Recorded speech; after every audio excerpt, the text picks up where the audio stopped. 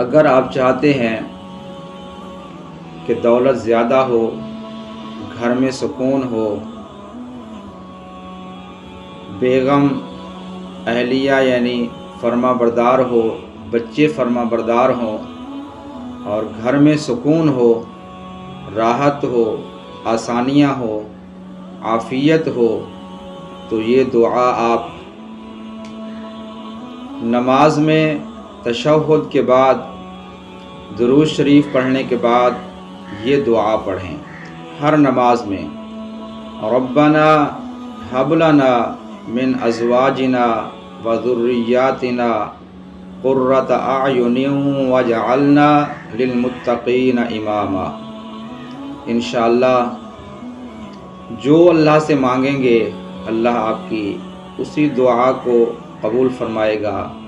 آپ صلی اللہ علیہ وسلم کا ارشاد گرامی ہے، انا عند ظن عبدی، بندے کا جیسا گمان ہوتا ہے اللہ تعالی ویسا اس کے ساتھ معاملہ فرماتا ہے۔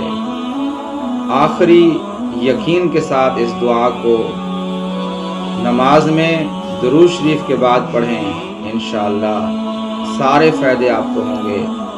اللہ تعالی امت مسلمہ کے اوپر خصوصی رحمتوں کا نزول فرمائے، آمین ثم آمین۔